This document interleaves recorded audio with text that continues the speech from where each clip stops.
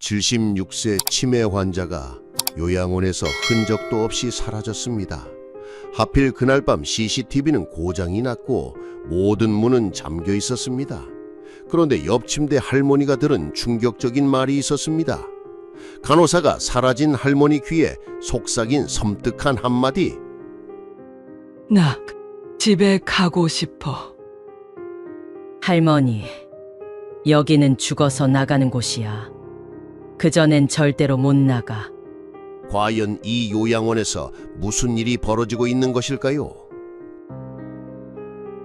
1997년 11월 14일 새벽 3시 7분 김철수 씨의 휴대폰이 울렸습니다.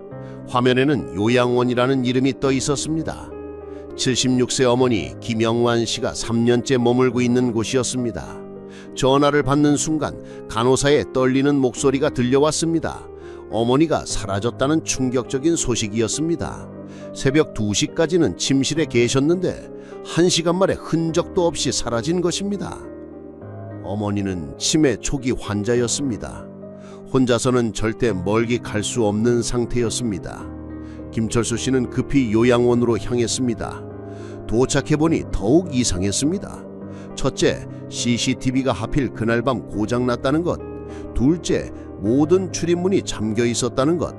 셋째, 어머니의 소지품은 모두 그대로 남아 있었다는 것.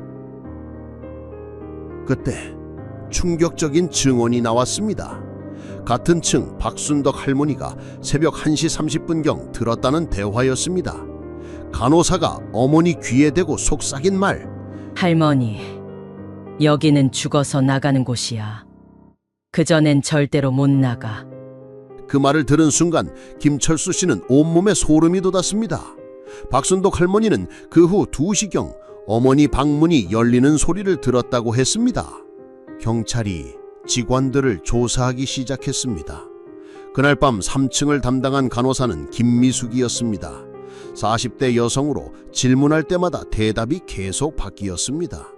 더 충격적인 사실이 드러났습니다. 김미숙은 정식 간호사 자격증이 없는 무자격자였습니다. 가짜 서류로 취업한 것이었습니다.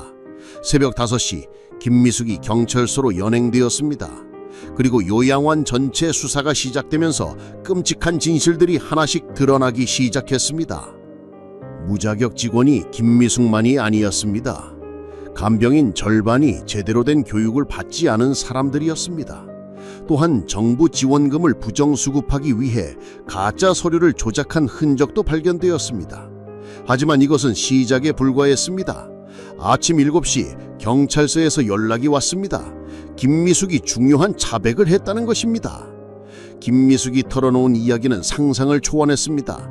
이 요양원에서는 지난 6개월간 총 8명의 노인이 갑자기 숨졌다는 것입니다.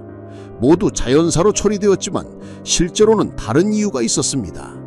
김미숙의 입에서 나온 말에 경찰관들도 경악했습니다.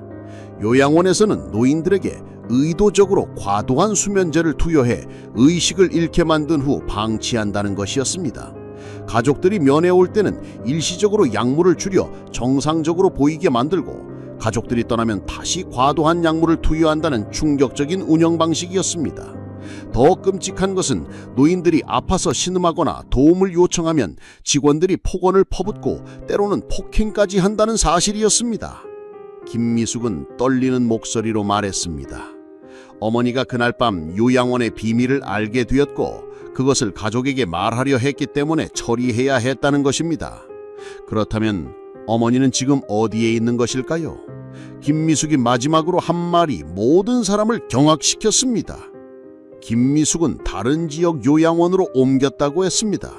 그곳에서는 더 이상 아무 말도 할 수 없게 될 것이라고 했습니다. 시간이 촉박했습니다. 어머니를 찾기 위한 긴급 수색이 시작되었습니다. 과연 어머니는 무사할까요? 그리고 이 요양원에 숨겨진 더 큰 비밀은 무엇일까요? 경찰서에 도착한 김철수 씨 앞에 펼쳐진 것은 상상을 초월하는 진실이었습니다. 김미숙은 무너진 채로 앉아 있었습니다. 경찰의 압박 수사에 결국 모든 것을 털어놓기 시작했습니다. 그녀의 입에서 나온 첫 번째 충격적인 사실은 어머니가 살아있다는 것이었습니다. 하지만 안심하기엔 너무 이른 상황이었습니다. 김미숙이 말하는 어머니의 상태는 끔찍했습니다. 과도한 수면제 투여로 의식을 잃은 채 다른 곳으로 이송되었다는 것입니다. 경찰이 추궁하자 김미숙은 요양원의 진짜 모습을 폭로하기 시작했습니다. 이 요양원은 겉으로는 정상적으로 운영되는 것처럼 보이지만 실제로는 노인들을 학대하고 방치하는 곳이었습니다. 가장 충격적인 것은 직원들의 일상적인 학대였습니다. 노인들이 밤에 화장실 가겠다고 하면 기저귀를 차라며 무시했습니다. 아파서 신음하면 시끄럽다며 입을 틀어막았습니다. 식사 시간에는 억지로 음식을 입에 밀어넣어 체할 때까지 먹였습니다. 김미숙은 떨리는 목소리로 계속 말했습니다. 요양원에서는 가족들이 면회 오기 전에 미리 연락을 받습니다. 그러면 급하게 노인들을 씻기고 깨끗한 옷으로 갈아입힙니다. 가족들이 떠나면 다시 원래대로 돌아갑니다. 더러운 옷을 입히고 수면제를 과도하게 투여해서 하루 종일 의식을 잃게 만듭니다. 이렇게 하면 노인들이 말썽을 부리지 않아 관리가 쉬워진다는 것이었습니다. 더욱 끔찍한 사실이 드러났습니다. 요양원에서는 입소자들의 통장과 카드를 관리한다는 명목으로 빼앗아 개인적인 용도로 사용했습니다. 노인들의 연금과 적금을 마음대로 인출해서 요양원 운영비가 아닌 직원들의 사적인 용도로 썼다는 것입니다. 그뿐만 아니라 노인들이 가져온 귀중품들도 몰래 팔아넘겼습니다. 금반지, 목걸이, 시계 등 값나가는 물건들은 가족들 몰래 처분했습니다. 노인들이 항의하면 치매 때문에 기억을 못한다며 무시했습니다. 김미숙의 증언은 계속 이어졌습니다. 요양원 원장 박종수는 이런 일들을 모두 알고 있었을 뿐만 아니라 직접 지시했다는 것입니다. 더 나아가 다른 지역에도 비슷한 요양원 여러 곳을 운영하고 있다는 충격적인 사실도 밝혀졌습니다. 그렇다면 어머니는 왜 특별히 위험에 처하게 된 것일까요? 김미숙은 그 이유를 설명했습니다. 어머니는 치매 초기 환자로 다른 노인들보다 의식이 또렷했습니다.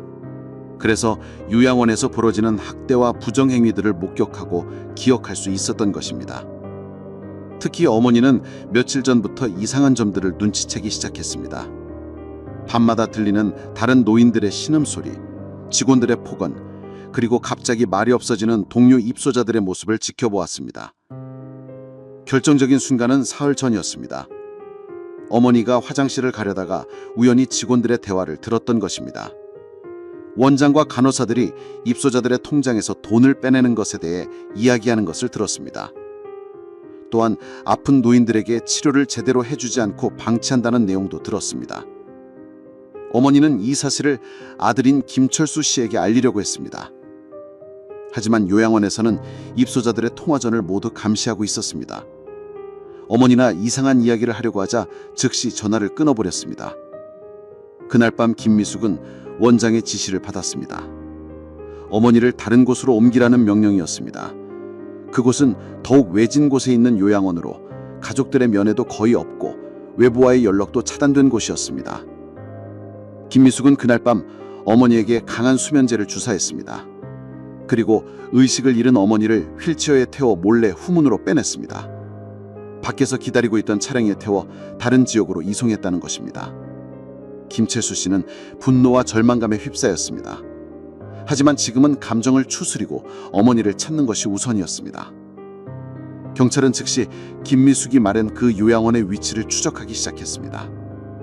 하지만 김미숙의 마지막 말이 모든 사람을 더욱 경악시켰습니다.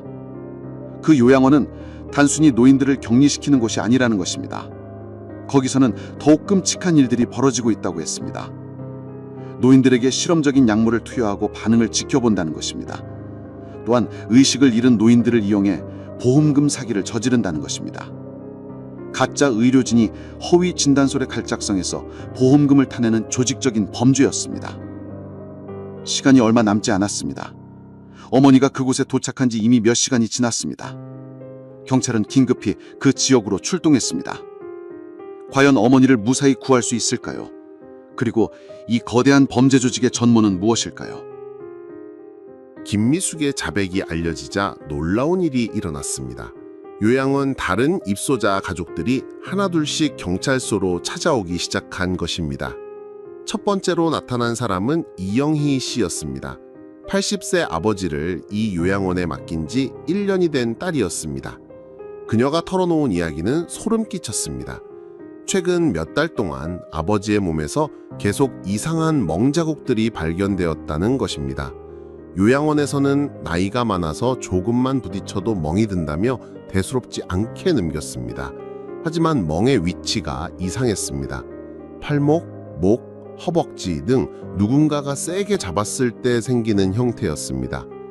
더 충격적인 것은 아버지의 체중 변화였습니다. 입소 당시 68kg이었던 몸무게가 6개월 만에 52kg까지 떨어졌습니다. 16kg이나 빠진 것입니다. 요양원에서는 입맛이 없어서 그렇다고 설명했지만 이상했습니다. 두 번째로 나타난 사람은 박상철 씨였습니다. 75세의 어머니를 맡긴 아들이었습니다. 그의 증언은 더욱 끔찍했습니다. 어머니가 최근 들어 이상한 말을 하기 시작했다는 것입니다. 밤에 누군가가 와서 주사를 놓는다고 했습니다. 그 주사를 맞으면 하루 종일 잠만 잔다고 했습니다. 처음에는 치매 증상이라고 생각했지만 너무 구체적이었습니다. 박상철 씨는 어느 날 몰래 면회 시간이 아닌 때에 요양원을 찾아갔습니다. 그때 목격한 것이 충격이었습니다. 어머니가 침대에 묶여 있었던 것입니다. 손목과 발목에 끈으로 묶여서 움직일 수 없는 상태였습니다. 직원에게 왜 묶어놨냐고 따졌더니 안전을 위해서라고 했습니다. 침대에서 떨어질까봐 묶어놨다는 것입니다. 하지만 어머니는 거동이 불편해도 혼자 걸을 수 있는 상태였습니다. 묶어둘 이유가 없었습니다. 세 번째 증언자는 더욱 충격적이었습니다.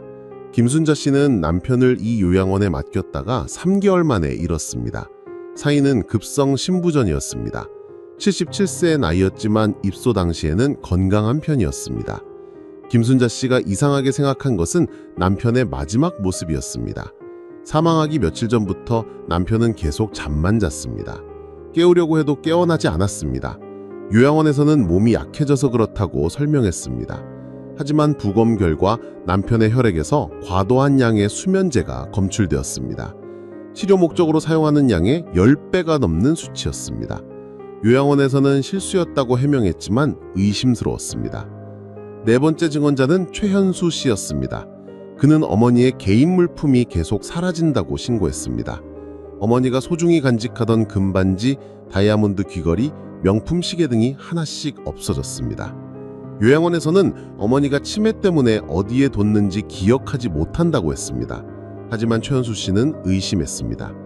어머니는 치매가 있어도 자신의 귀중품만은 절대 함부로 두지 않는 분이었기 때문입니다. 더욱 의심스러운 것은 직원들의 태도였습니다.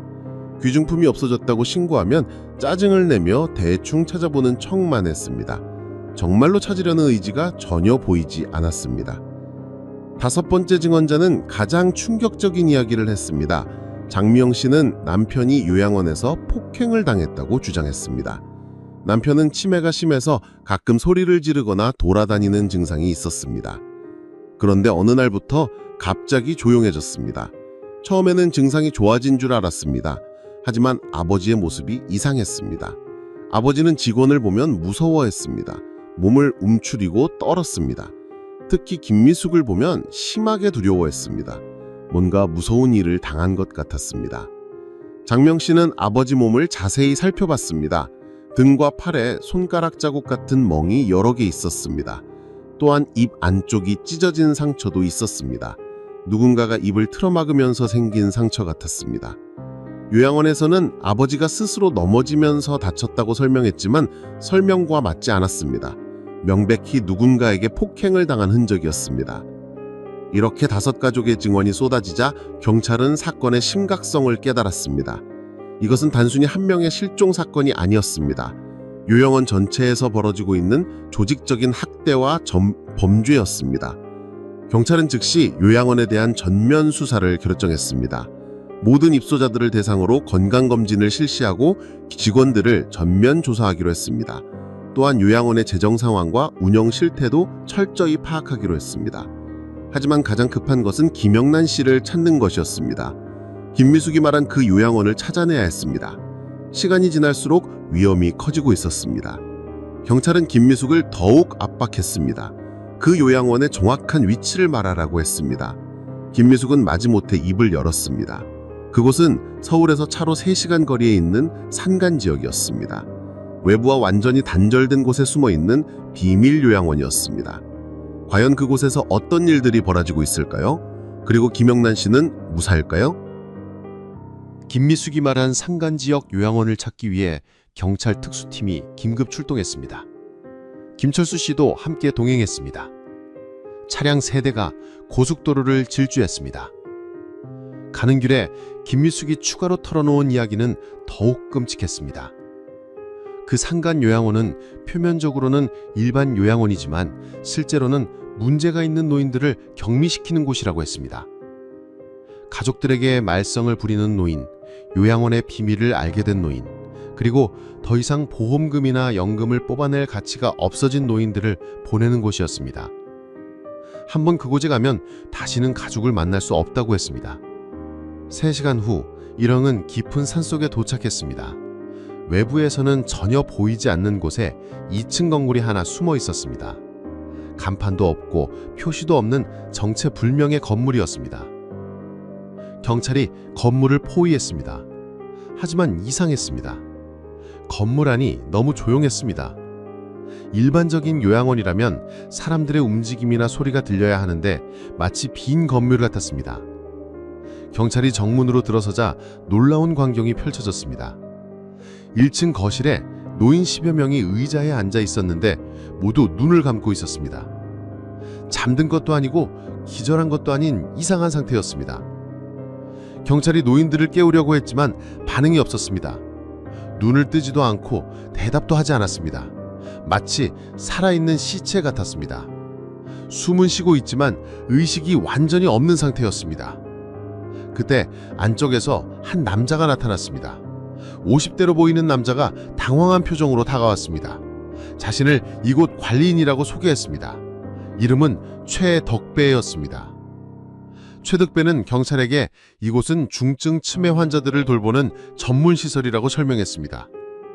노인들이 모두 잠들어 있는 것은 진정제를 투여했기 때문이라고 했습니다. 치매가 심해서 폭력적으로 변한 환자들을 안전하게 관리하기 위해서라고 주장했습니다. 하지만 경찰은 의심했습니다. 이곳에는 의사도 간호사도 없었습니다.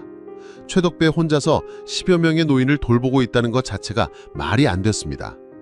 더욱이 이곳은 정식으로 등록된 요양원도 아니었습니다. 경찰이 2층을 수색하자 더욱 충격적인 장면이 펼쳐졌습니다.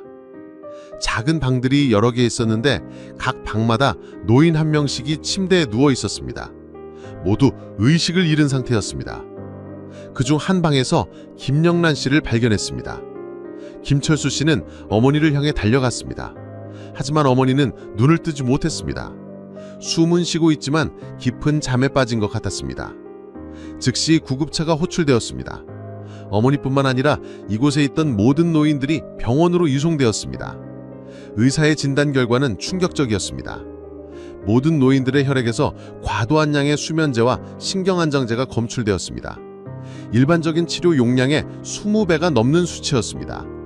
이 정도면 사람이 죽을 수도 있는 위험한 수준이었습니다. 더욱 끔찍한 것은 노인들의 신체 상태였습니다. 모두 심각한 영양실조 상태였습니다. 또한 욕창이 온몸에 생겨 있었습니다. 오랫동안 제대로 된 관리를 받지 못했다는 증거였습니다.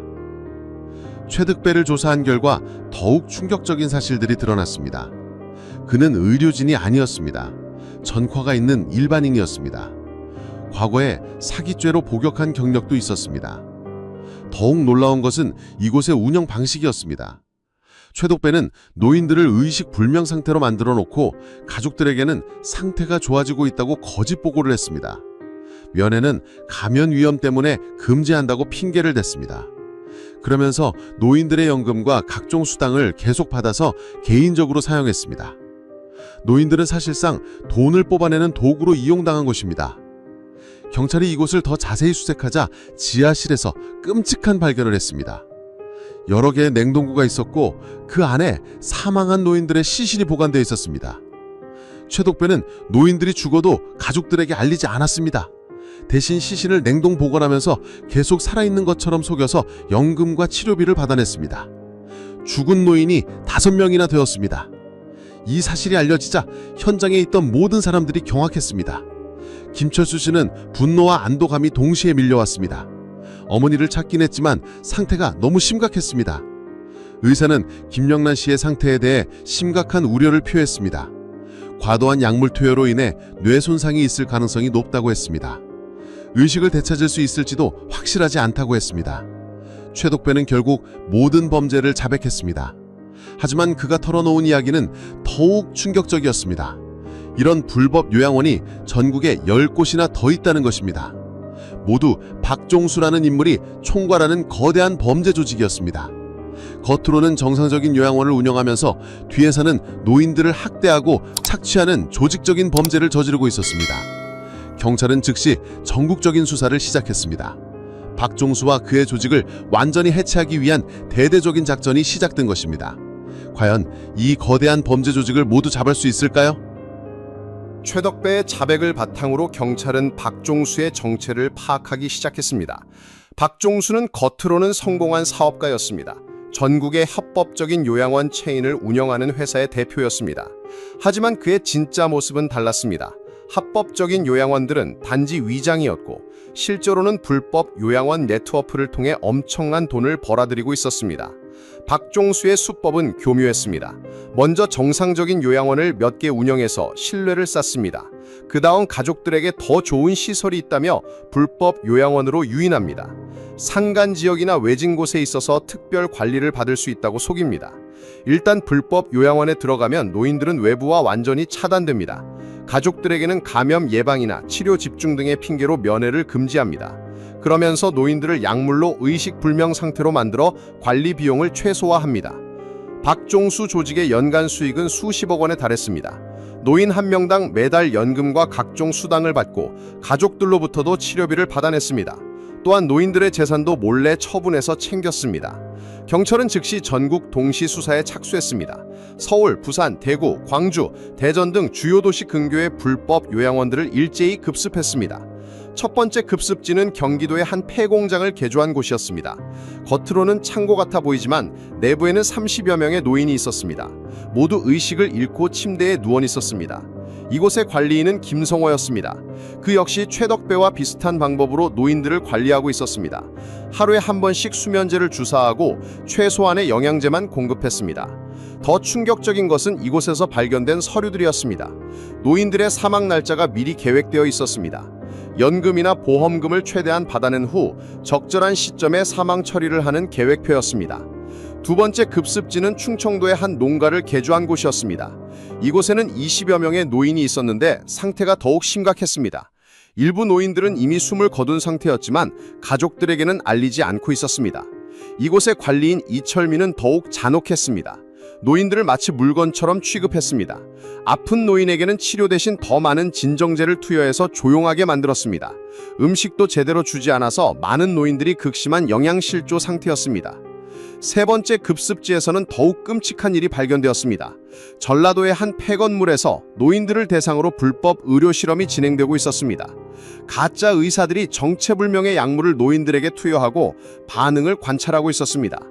이 실험의 목적은 새로운 수면제나 진정제의 효과를 테스트하는 것이었습니다. 노인들은 실험용 쥐처럼 취급당하고 있었습니다. 네 번째 급습지에서는 장기 매매 의혹도 발견되었습니다. 경상도의 한 지하시설에서 수술 도구들과 의료 장비들이 발견되었습니다. 의식 불명 상태의 노인들로부터 장기를 적출했을 가능성이 제기되었습니다. 이 모든 급습 작전 결과 총 150여 명의 노인이 구조되었습니다. 하지만 이미 사망한 노인도 30여 명이나 되었습니다. 대부분 과도한 약물 투여나 방치로 인한 죽음이었습니다. 박종수는 급습 소식을 듣고 도주를 시도했습니다. 하지만 경찰의 추적망을 벗어나지 못했습니다. 인천공항에서 해외 도피를 시도하다가 체포되었습니다. 박종수는 처음에는 혐의를 부인했습니다. 자신은 합법적인 요양원만 운영했을 뿐이라고 주장했습니다. 불법 요양원들은 직원들이 개인적으로 운영한 것이라고 발뺌했습니다. 하지만 증거는 명백했습니다. 박종수의 계좌로 불법 요양원들로부터 거액의 돈이 송금된 기록이 있었습니다. 또한 그가 직접 불법 요양원들을 방문한 CCTV 영상도 발견되었습니다. 한편 병원에서 구조된 노인들의 치료가 계속되고 있었습니다. 김영만 씨도 그중 한 명이었습니다. 의식은 아직 돌아오지 않았지만 생명에는 지장이 없다는 의사의 진단이 나왔습니다. 김철수 씨는 병원에서 어머니 곁을 지키며 깨어나기를 기다렸습니다. 의사는 시간이 지나면 의식을 되찾을 가능성이 높다고 했습니다. 다만 과도한 약물로 인한 후유증이 남을 수 있다고 경고했습니다. 박종수 조직의 전모가 밝혀지면서 사회는 큰 충격에 빠졌습니다. 요양원이라는 이름으로 이런 끔찍한 범죄가 벌어지고 있었다는 사실에 모든 사람들이 경악했습니다. 정부는 즉시 전국 모든 요양원에 대한 전면 조사를 지시했습니다. 또한 요양원 운영에 대한 법규를 대폭 강화하기로 했습니다. 이런 일이 다시는 일어나지 않도록 철저한 대책을 마련하겠다고 발표했습니다. 하지만 아직 끝나지 않았습니다. 박종수가 마지막으로 털어놓은 이야기가 또 다른 충격을 주었습니다. 이런 불법 요양원 사업에 정치인들과 공무원들도 연루되어 있다는 것입니다. 과연 이 사건의 진짜 끝은 어디일까요? 박종수의 마지막 폭로는 모든 사람을 경악시켰습니다. 그가 꺼내든 것은 한 장의 명단이었습니다. 그 명단에는 국회의원, 시장, 구청장 등 정치인들의 이름이 빼곡히 적혀 있었습니다. 박종수는 이들에게 정기적으로 후원금을 지급했다고 자백했습니다. 대신 이들은 요양원 관련 인허가 과정에서 편의를 봐주고 단속을 피할 수 있도록 도와주었습니다. 유착 관계가 수년간 지속되어 왔던 것입니다. 더욱 충격적인 것은 일부 공무원들도 직접 범죄에 가담했다는 사실이었습니다. 보건복지부 산하요양원 관리 담당자들이 허위 서류를 작성해주고 부실 운영을 묵인해 주었습니다. 그 대가로 상당한 돈을 받았습니다. 경찰은 즉시 정치인들과 공무원들에 대한 수사에 착수했습니다. 박종수가 제출한 명단을 바탕으로 일제히 압수수색을 실시했습니다. 국회의원 사무실과 시청, 구청 등이 수사 대상이 되었습니다. 첫 번째로 체포된 것은 김영호 시의원이었습니다. 그는 박종수로부터 매월 5천만 원의 후원금을 받았습니다. 그 대신 요양원 건립 허가 과정에서 특혜를 제공했습니다. 부적격한 부지도 허가해주고 부실한 시설도 통과시켜 주었습니다. 두 번째로 잡힌 것은 보건복지부 과장 이수진이었습니다. 그녀는 요양원 정기 점검을 담당하는 핵심 인물이었습니다. 박종수의 불법 요양원들에 대한 점검을 의도적으로 빼먹거나 형식적으로만 진행했습니다. 이수진의 집에서는 박종수가 준 거액의 현금이 발견되었습니다. 또한 그녀의 계좌에는 수억 원의 의심스러운 입금 내역이 있었습니다. 모두 박종수 관련 회사들로부터 온 돈이었습니다. 세 번째로 체포된 것은 더욱 충격적이었습니다. 국회 보건복지위원회 소속 박철민 의원이었습니다. 그는 요양원 관련 법안을 다루는 핵심 인물이었습니다. 박철민은 박종수의 요구에 따라 요양원 규제를 완화하는 법안을 발의했습니다. 또한 요양원 단속을 강화하려는 법안들은 의도적으로 저지했습니다. 그 대가로 수십억 원을 받았습니다. 박철민의 비서실에서는 더욱 끔찍한 증거가 발견되었습니다. 박종수와 나눈 대화 녹음 파일이었습니다. 그 내용은 소름 끼쳤습니다. 녹음 파일에는 박종수가 노인들을 처리하는 방법에 대해 상의하는 내용이 들어있었습니다. 박철민은 법적으로 문제없이 사망 처리하는 방법까지 조언해 주었습니다. 그는 단순한 후원금 수수자가 아니라 범죄의 공모자였던 것입니다. 한편 병원에서는 기적 같은 일이 일어났습니다. 김영란 씨가 의식을 되찾기 시작한 것입니다. 처음에는 눈만 깜빡였지만 점차 의식이 또렷해졌습니다. 김철수 씨는 눈물을 흘리며 어머니를 깨어났습니다. 어머니는 약해진 목소리로 지난 며칠간의 끔찍한 경험을 들려주었습니다. 김영란 씨는 산간 요양원에 끌려간 후 매일 주사를 맞았다고 했습니다. 주사를 맞으면 온몸이 마비되어 움직일 수 없었습니다. 의식은 있었지만 말도 할 수 없고 몸도 움직일 수 없는 상태였습니다. 더욱 끔찍한 것은 다른 노인들의 모습이었습니다. 어떤 노인은 며칠째 음식을 못 먹어서 뼈만 남았고 어떤 노인은 아파서 신음해도 아무도 돌봐주지 않았습니다.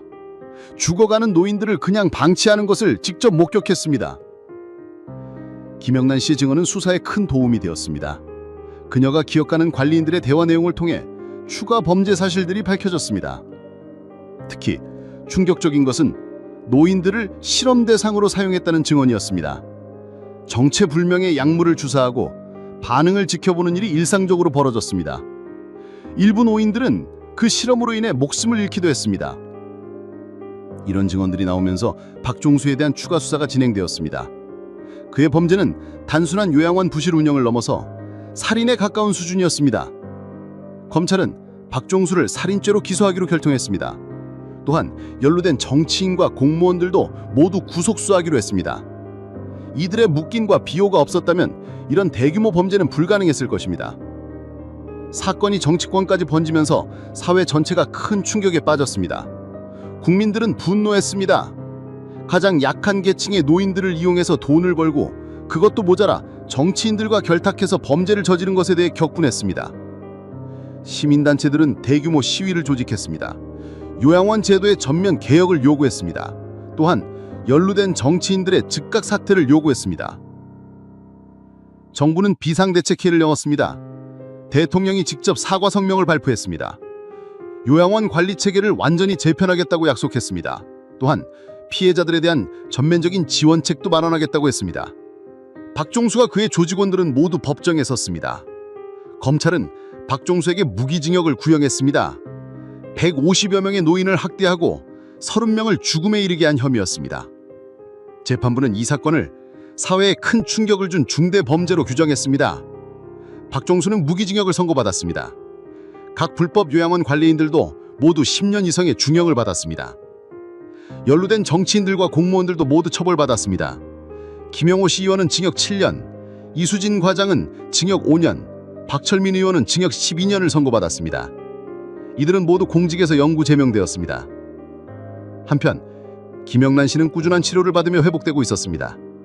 과도한 약물로 인한 후유증이 일부 남았지만 일상생활에는 큰 지장이 없었습니다. 무엇보다 가족과 다시 함께할 수 있게 된 것이 가장 큰 기쁨이었습니다. 김철수 씨는 어머니를 집으로 모셔왔습니다.